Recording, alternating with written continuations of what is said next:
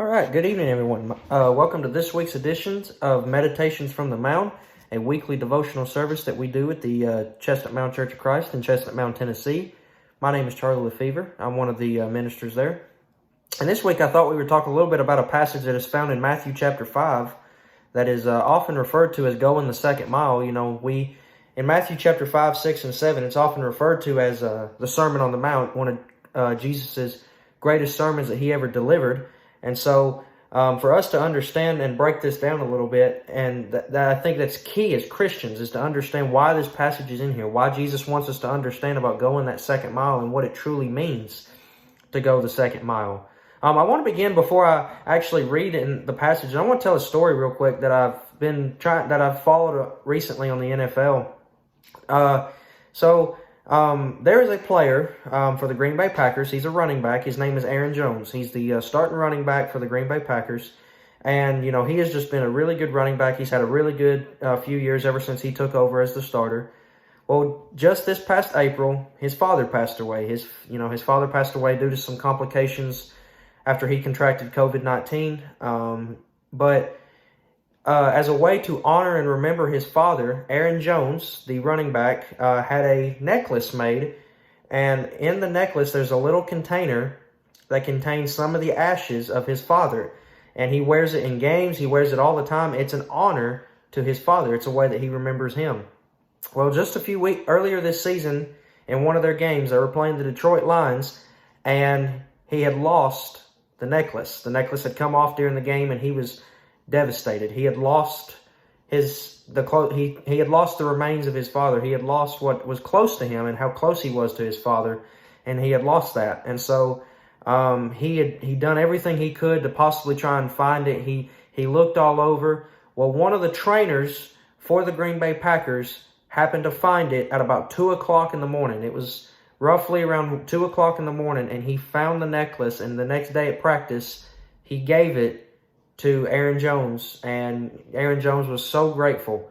But the reason why I consider this as a story as going the extra mile is because that trainer stayed, A, till 2 o'clock in the morning looking for this necklace of that belonged to Aaron Jones, and B, because the trainer didn't have to do that. You see, the trainer's job is to make sure that the players are healthy, to make sure that if they need tape, if they need water, to make sure that they are adequately up to par to where they can play in the game. This was something that this trainer felt like he needed to do to get Aaron Jones that possession that he lost. And with that being said, it made me think about what some things that we can do to go that extra mile, which led to me to this passage that we find in Matthew chapter 5. We're going to begin reading in verses 38 and 39 and see what they have to say. It says here in verse 38, it says, "You have heard that it was said, an eye for an eye, and a tooth for a tooth. But I tell you not to resist an evil person. But whoever slaps you on your right cheek, turn the other to him also."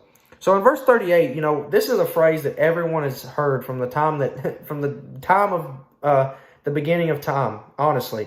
An eye for an eye and a tooth for a tooth. You know, whatever you take from me, I'm going to take from you. Whatever you do, I want it to equal you out. You know, we've always heard some kind of phrase like this, but Jesus tells us, after Jesus says this phrase in verse 38, Jesus tells us in verse 39 how we really need to act. It tells us not to resist an evil person. You see, if we choose to resist those who are evil and those that live in sin, how are we ever going to have a chance to convert them to Christ if we resist them? So Jesus tells us not to resist them, but whenever that they do something that harms us, we need to make sure that we still show them love. We need to make sure that we show them equal favor and that we're willing to help those people. You see, it's hard to do, though. Verse 39 is very hard to do, to turn the other cheek, because there's times when someone hurts us, we want to hurt them back. But we as Christians don't need to have that attitude. We as Christians need to be willing to help those who are in sin and show them what they are doing is wrong and do everything that we can to help convert them to Christ. And we're going to see this even more as we read verse 40. In verse 40, it says, "If anyone wants to sue you and take away your tunic, let him have your cloak also." So in this passage right here, it talks about taking away your clothing. It talks about taking away something that you possess through suing you. In this possession here, or in this verse here, Jesus is telling them, if they try to take something from you, Give them more. Show them that you care and that you want them to have more than just what they really want. Show them that you are willing to give them what they truly need and give them any kind of help that you're willing to give.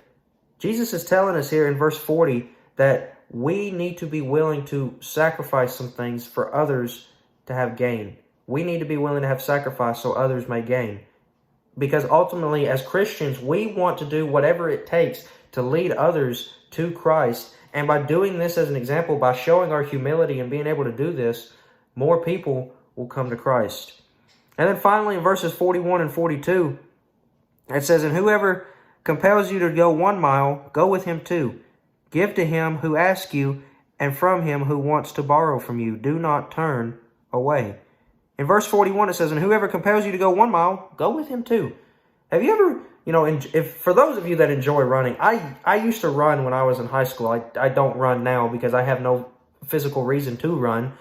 But when I was in high school, we always would run miles when I was playing football in high school to help us stay in shape. We'd always run to stay in shape. We'd always do things like this. But for those that actually enjoy running, and when you hear that you're doing a mile, sometimes that can always be like, "Ugh, man, this is boring," or "Man, I really don't want to do this," or "Why do we have to do this?" But, when it says to go 1 mile, go with them 2. Go that extra mile. Help them.